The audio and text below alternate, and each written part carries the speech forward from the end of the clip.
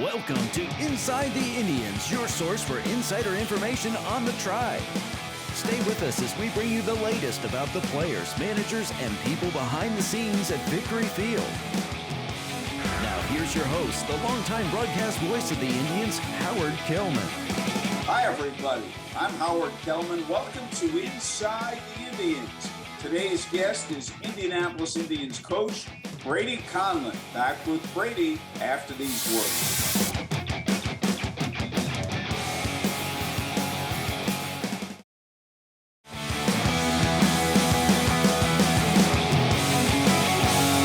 Brady Conlan, who's a coach with the Indianapolis Indians, is our guest on Inside the Indians this week. Brady, how are you doing? Doing great, Howard. Thanks for having me on. Before we get to your specifics and your coaching with the Indians, let's talk about your background. I know you're a California guy through and through. Yes, I am, and it makes me that much more of a wimp when we played in the cold the first 2 months. So tell us about your background, high school, college. High school, I grew up in the San Fernando Valley. High school, I went to Chatsworth High School, played for Tom Usborne, and learned an incredible amount of baseball from him. And from then, I went to junior college at Moorpark College for a year and played for Mario Porto. Also another great coach I was fortunate to have. And unfortunately, the program there got budget cut after 1 year. After I believe we won the conference with 8 of 9 starting freshmen. And so then from then on went to Cal State Dominguez Hills. And then you played professional baseball briefly. Yes. I was drafted in 2016, 24th round by the Chicago White Sox out of my 5th year in college. And then played 16, 17, and released after spring training in 18. And I still stay in touch with those guys. As a matter of fact, we just played a few of them a couple of weeks ago in Charlotte. Okay, so you got released, you said, after playing a couple of years. What was your mindset at that moment? That I still wanted to play. I knew I still had it in me, and I knew I still had the love for the game, and I still wanted to play it. So I went out. I think I played indie ball for a month. Didn't do so hot there. And then I ended up playing, stayed in touch with a couple people and got an opportunity to play in the state leagues in Australia.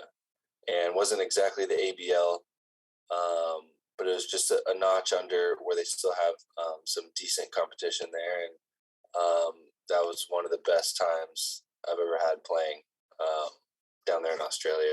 It was incredible. What made it so special? Just being out of the country, experiencing, that there is more to than just baseball. I mean, out there it was 2-3 days a week that you were playing games, and most of these guys had part-time jobs or full-time jobs, and they made it work, and they just played baseball for fun. And I treated it like a job, and it was my job for so long that I got to see a different perspective of it, and I just enjoyed the game that much more. And it was a good way to end my career. Okay, so at that moment, you say end your career. What is going through your mind in terms of your future? That, man, I need to find a real job, and I need to make some money. Well, did you want to stay in baseball? Absolutely. While I was playing with the White Sox, in the off season, I went back to Dominguez Hills, and I coached for a few years there. And it worked out because I was able to coach with the guys, help them out, and I was also able to work out at the same time before or after to get ready for the season. So I always knew I wanted to get into coaching, and I was fortunate enough to have really, really good coaches my whole career. And so I think that just helped me with the knowledge that I have for the game and how to play the game and how it's respected. I think I had some really good role models to be able to go into coaching. So let's talk about your coaching path to get to Indianapolis in 2022. What else have you done? Where else have you been? So it started in 2019, summer ball. After I was done playing, I coached for with Aaron Milam, who was a college summer ball coach for the Arroyo Seco Saints in Pasadena, California, in the California Collegiate League. And that was my first real taste of almost every day and higher up college guys, some really good players on that team. As a matter of fact, there's a handful of them that are on Tennessee right now that are doing really well. So it's cool. It's fun to watch them on TV. And then after that, I coached for a semester at Cal State Northridge under Dave Serrano, who, as a matter of fact, is just retiring after an amazing coaching career. So I was fortunate enough to spend that one semester with him. And then towards the end of that semester, I stayed in touch with a few old friends and guys that are in baseball. And it just so happened that it came up in conversation that the Dodgers were hiring a DSL hitting coach. And they asked if I'd be interested. And I said, absolutely, that'd be incredible. And I knew a little bit of Spanish enough to where I could feel confident going down there and working with those guys. And so 2020, I coached with the Dodgers. Went down to the DR for 2 weeks, came back for spring training, and then, as you know, COVID happened around mid-March, and so that kind of got shut down. And I was still able to stay at home and work with the guys down there in the Dominican through WhatsApp and videos and Zoom calls, and still working with those players. And then after that, they kept me on for the year, and then after the year was over with the cut in teams and players and draft and stuff like that, they let me go. And then I was with us last year, 2021 in Bradenton, and first experience with the Pirates, and it was incredible. That's terrific. We'll have more with Indians coach Brady Conlan. This is Inside the Indians.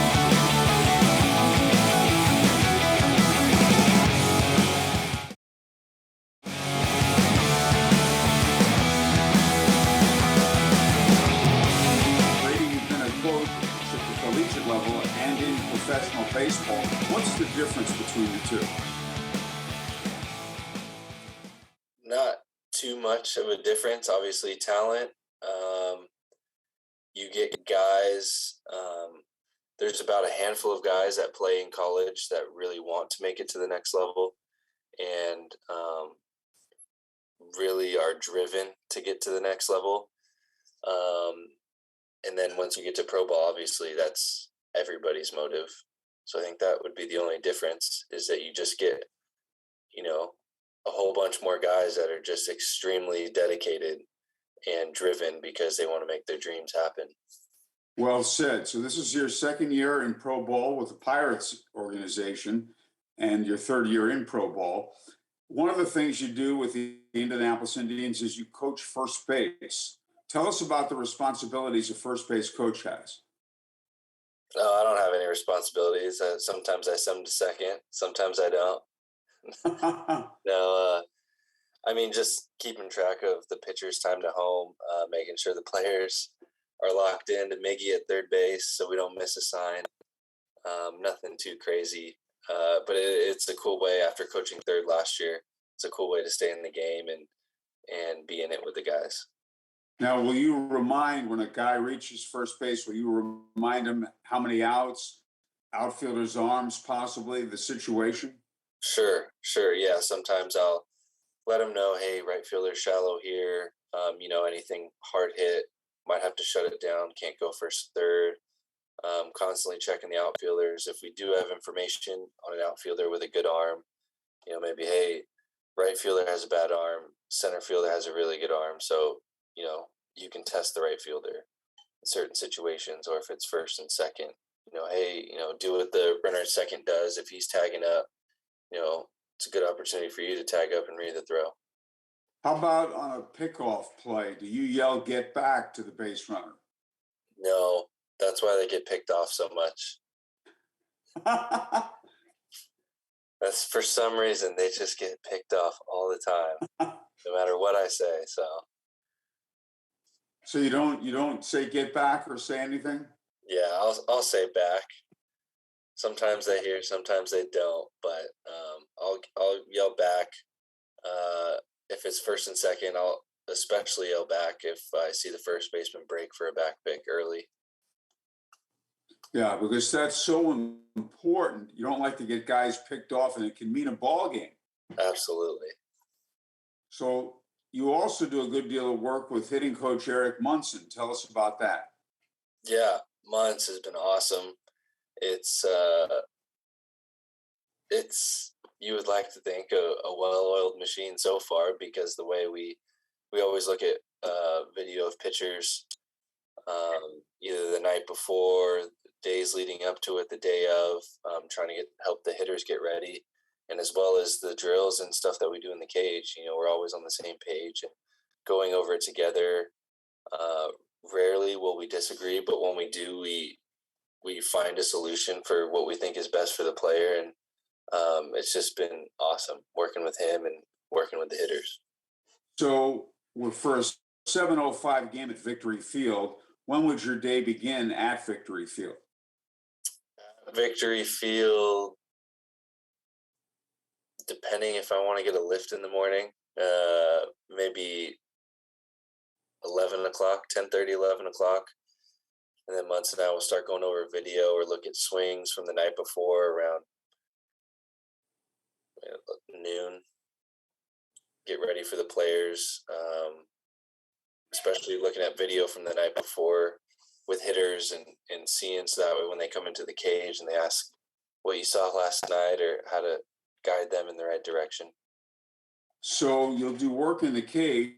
Let's say it's the day when the Indians are going to take batting practice outdoors. How much are you in the cage until what, about 3:45 or 4 o'clock?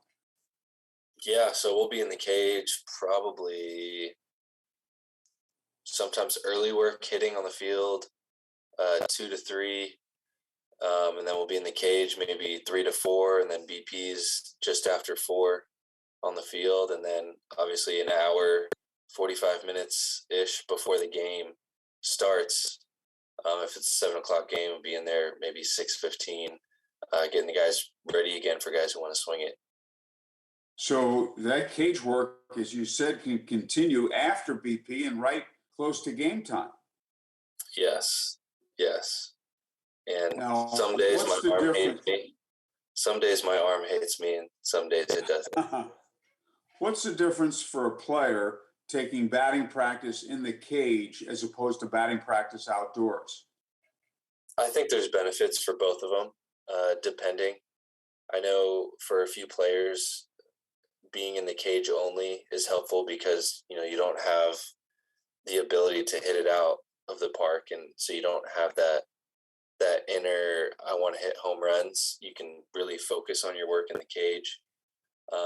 But the other way around too, if you're really working with a guy on something and you really want to help them see the difference in their ball flight and how much more carry there is, sometimes it is a really good thing for guys to hit on the field, just that way they can see ball flight and see whether it's good or bad. Well said. We'll have more with Brady Conlan. This is Inside the Indians.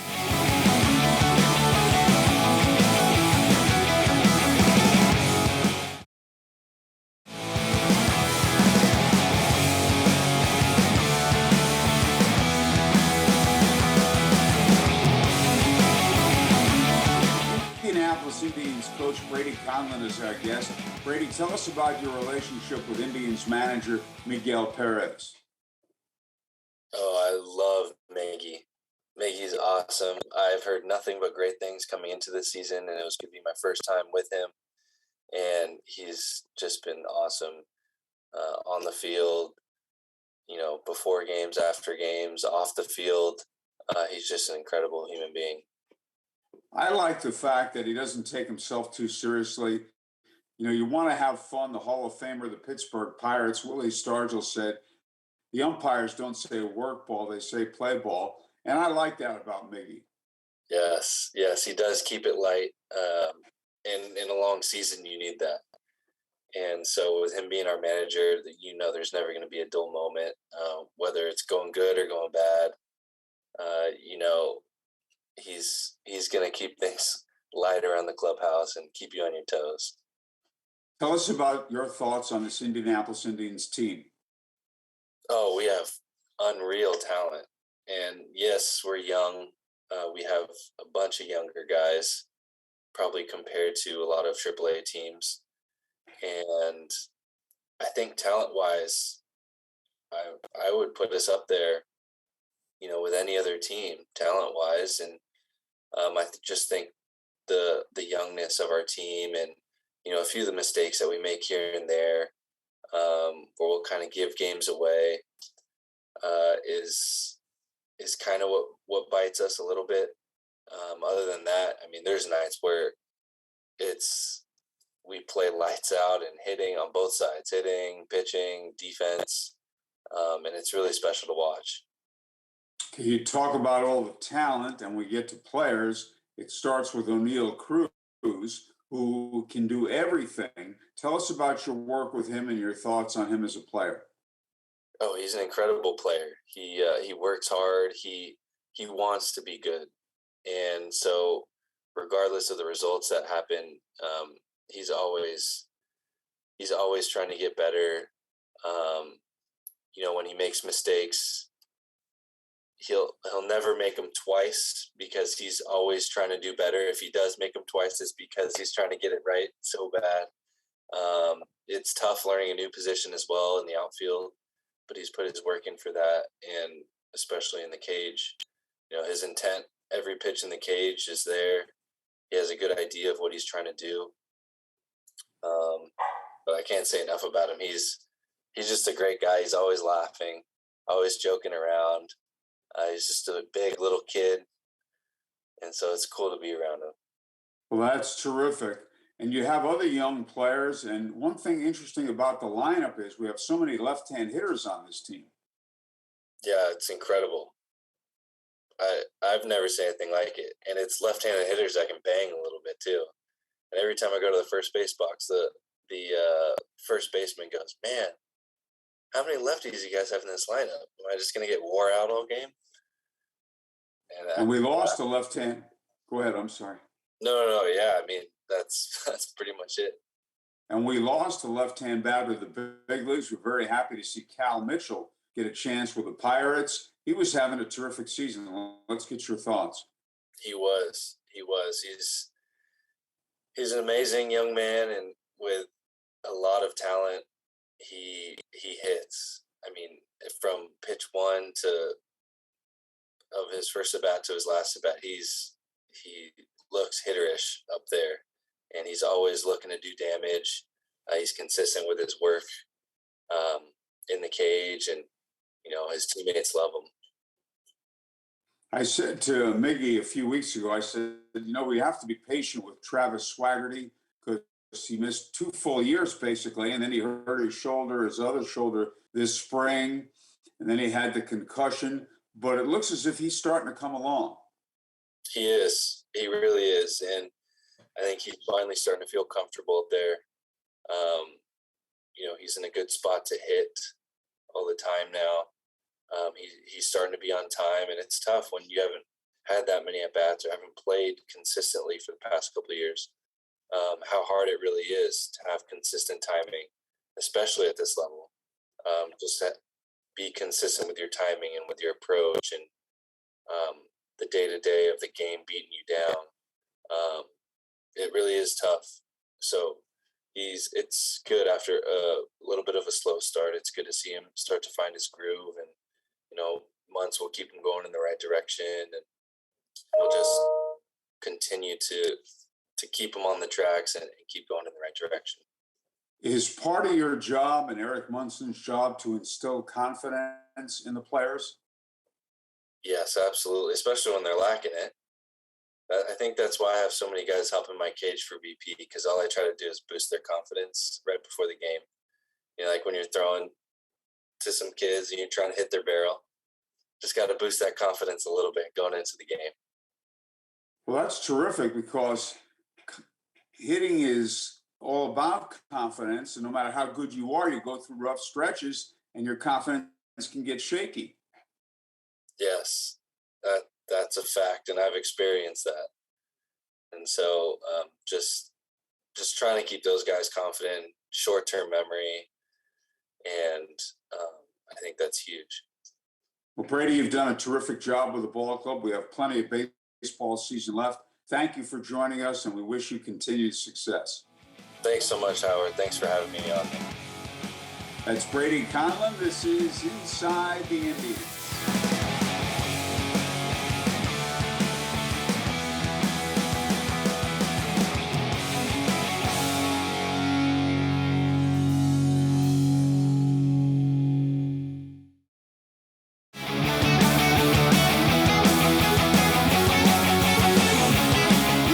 Thank our guest, Indianapolis Indians coach Brady Conlan.